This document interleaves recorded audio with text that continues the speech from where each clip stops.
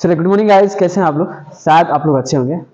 और हम लोग का है बायो क्लास। बायो क्लास में हम लोग बहुत सारी चीज़ें क्या पढ़ रहे हैं बायो क्लास में, यानी लिविंग ऑर्गेनिज्म के क्या क्या लक्षण हो सकते हैं उसके बारे में हम लोग सीख लिए हैं। लेकिन ये किसके लिए पढ़े हम लोग, तो टोटल पढ़े हैं SSC GD, MTS, CGL, CHSL, RRB, group D, Bihar police and other आने वाला भी वैकेंसी होगा, उसके लिए भी क्या कर सकते हैं आप लोग पढ़ सकते हैं। ये स्पेशलिस्ट जो है ये किसके लिए, स्पेशल RRB ग्रुप डी के लिए है। ये स्पेशल RRB ग्रुप डी के लिए है। तो चलिए हम इसके जो लक्षण है कोशिका का, यानी लिविंग ऑर्गेनिज्म का, उसका हम लोग कुछ लक्षण देख लिए थे। उसका क्या किए थे हम लोग, लक्षण देख लिए थे। उसका कौन कौन सा लक्षण देख लिए थे हम लोग। तो पहला जो कोशिका जो लक्षण देखे थे, जिसको हम लोग कहते थे सेल ऑर्गेनाइजेशन। क्या होता है, सेल ऑर्गेनाइजेशन।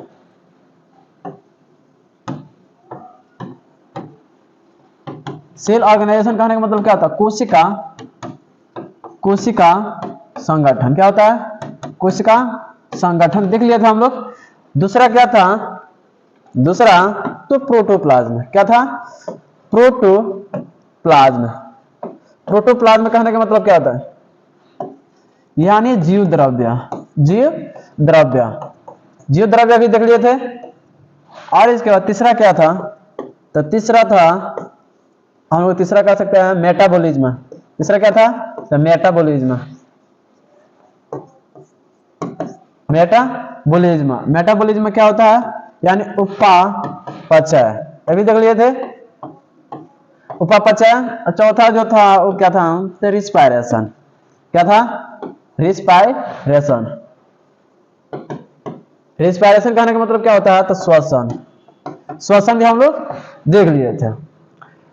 इतना लोग पढ़ लिए थे, लेकिन अब हम लोग को इसके आगे पढ़ना क्या है, तो इस एक्सक्रेशन। क्या होता है, एक्सक्रेशन, EXCRATION।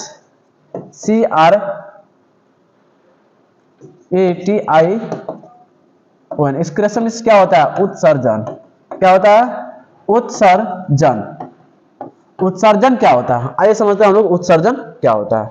एक्सक्रेशन कहने का मतलब क्या होता है, उत्सर्जन का मतलब ये हो सकता है कि हमारे बॉडी में जो भी वेस्ट, जैसे मान लीजिए हम लोग कोई भी चीज खाते हैं, जब चीजें खाते हैं तो कुछ क्या होता है, उसमें जो विटामिन वगैरह मिलने वाला होता है वो हमारा बॉडी क्या करता है, उसको अवशेष कर लेता है, यानी ऑब्जर्व कर लेता है, रख लेता है।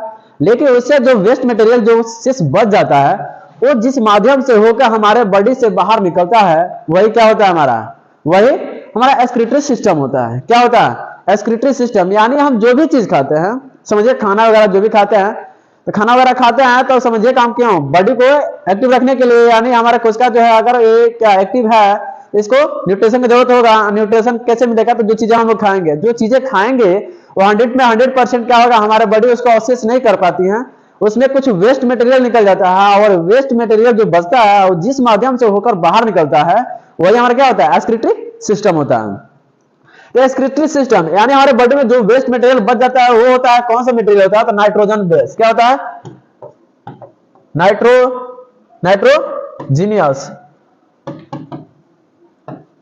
नाइट्रोजीनियस कंपाउंड इसमें होता है।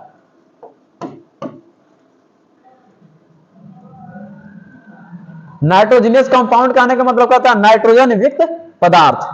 क्या होता है, नाइट्रोजन, यानी नाइट्रोजन युक्त जो भी चीज होता है नाइट्रोजन युक्त होता है।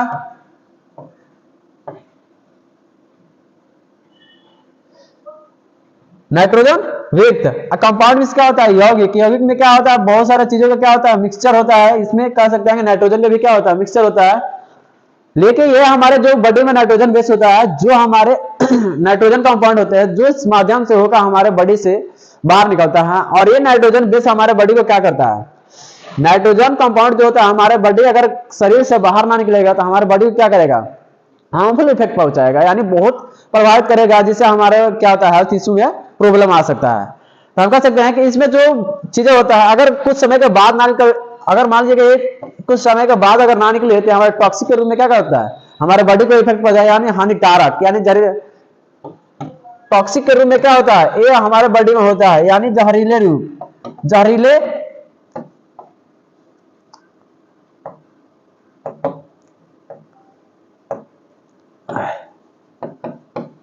जहरीले रूप में होता है। हमारे बॉडी में क्या होता है, जहर के जैसे ही रहता है। अगर मान लीजिए कि हम जो भी चीज खाते हैं, अगर उस समय से बाहर ना निकला तो क्या होगा, कुछ समय के बाद ये क्या होता है, जहर जैसे रूप ले लेता है। अगर वो हम हमारे बॉडी में कुछ समय तक और रहेगा तो क्या हमारे बॉडी को ज्यादा हार्मफुल इफेक्ट पहुंचा सकता है। तो इसलिए जो भी हमारे बॉडी में नाइट्रोजनस कंपाउंड होते हैं वो हमारे बॉडी से निकलना क्या होता है, बहुत ही सख्त जरूरत होता है। अगर नहीं निकलेगा तो क्या होता है, हमारे बॉडी को हार्मफुल इफेक्ट पहुंचाएगा। जिस माध्यम से होकर निकलता है जहरीले पदार्थ हमारे बॉडी से, वही हमारा जिस माध्यम से निकलता है वो माध्यम क्या होता है, हमारा एक्सक्रीटरी सिस्टम होता है। एक्सक्रीटरी सिस्टम आ रहा समझ में। चलिए इसके बाद हम लोग देखेंगे एक्सक्रीटरी सिस्टम के बाद इसमें हम लोग देखेंगे। अब इसका एग्जांपल ले सकते हैं तो क्या हो सकता है, यूरिया हो सकता है, यूरिया का यानी जो हम लोग यूरिया होता है, यूरिक एसिड होता है, यूरिक एसिड हो सकता है, अमोनिया हो सकता है। ये क्या हो जाएगा हमारा ये टोटल एक्सक्रीटरी सिस्टम का क्या होगा, एक्सक्रीशन का एग्जांपल हो जाएगा। अब चलिए हम लोग पढ़ेंगे क्या, अब हम पढ़ेंगे रिप्रोडक्शन। आइए समझते हैं रिप्रोडक्शन। रिप्रोडक्शन रिप्रोडक्शन कहने का मतलब क्या होता है, तो प्रजनन। प्रजनन क्या होता है, प्रजनन। प्रजनन का मतलब होता क्या है, प्रजनन रिप्रोडक्शन का मतलब या प्रजनन का मतलब होता क्या है, रिप्रोडक्शन या प्रजनन का मतलब ये होता है कि जिसमें आपने ही जैसे संतति यानी अपने जैसे ही संतान जन्म देने के प्रक्रिया का हम लोग क्या कहते हैं, रिप्रोडक्शन कहते हैं। यानी जिसमें अपने ही जैसे संतान उत्पत्ति करने क्या होता है, एक कैसे रिएक्शन है, बायोलॉजिकल रिएक्शन है। क्या है, बायोलॉजिकल यानी जैविक क्या है, जैविक प्रक्रिया है जिसके द्वारा एक क्या होता है, नए संतति का जन्म होता है। वो क्या होता है, हमारा प्रजनन की प्रक्रिया होता है। एक क्रिया है, इसमें दो प्रकार के होता है। इसमें क्रियाएं कितने प्रकार का होता है, दो। पहला जो होता है वो होता है सेक्सुअल और दूसरा जो होता है असेक्सुअल। पहला जो होता है क्या होता है हमारा,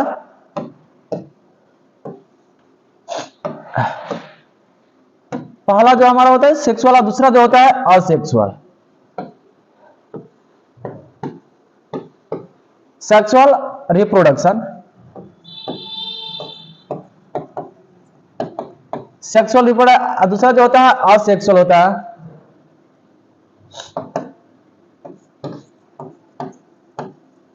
असेक्सुअल रिप्रोडक्शन, सेक्सुअल रिप्रोडक्शन कहने का मतलब क्या होता है, तो इसका कहने का मतलब होता है लैंगिक, यहां से लिखेंगे लैंगिक प्रजनन, लैंगिक जनन, इसलिए लैंगिक जनन। ये होता है अलैंगिक जनन, अलैंगिक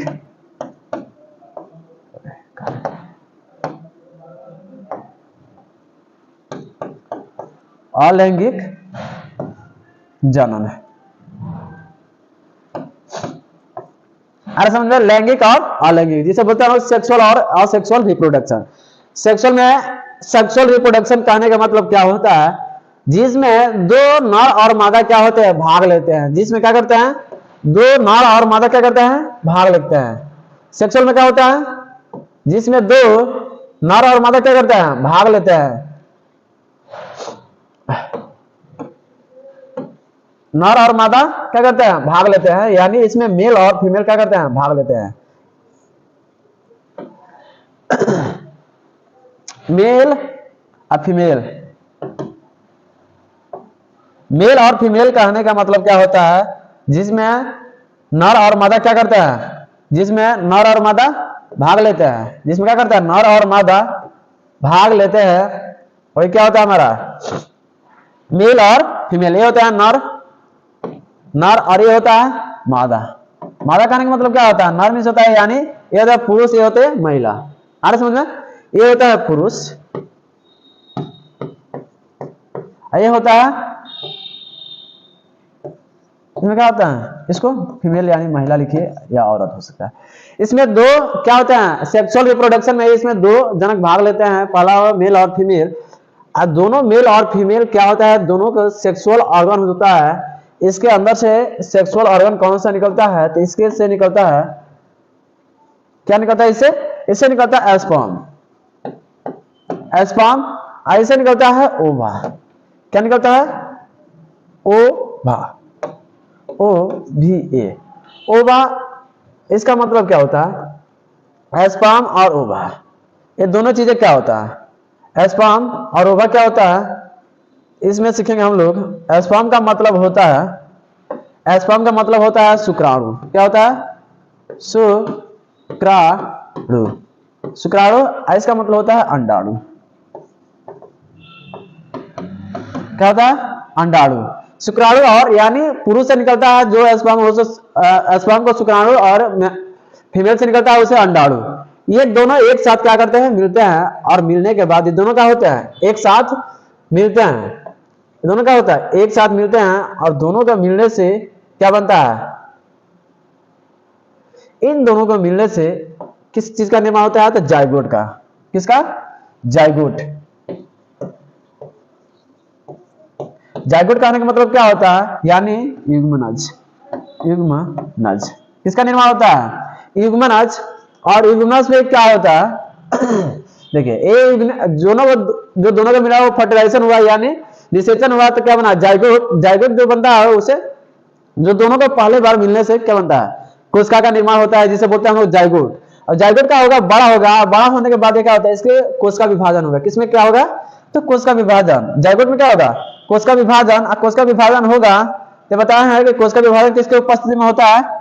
तो तरह का काय के उपस्थिति में। जैसे कोशिका होगा, कोशिका यहाँ से विभाजन करेगा तो बहुत सारे कोशिका, तो यहाँ से बन जाएगा टिश्यू। टिश्यू कहने का मतलब क्या होता है? टिश्यू कहने का मतलब क्या होता है? ऊतक। ऊतक से क्या बनेगा? टिश्यू से बनेगा हमारा ऑर्गन। यहां से क्या बनेगा? ऑर्गन। ऑर्गन से क्या बनेगा? Organ system. Organ system. Organ system से क्या होगा? हमारा एक लिविंग बॉडी का निर्माण होता है। किसका? तो लिविंग बॉडी का। यहां से क्या होता है? एक लिविंग बॉडी का निर्माण होता है। Living body.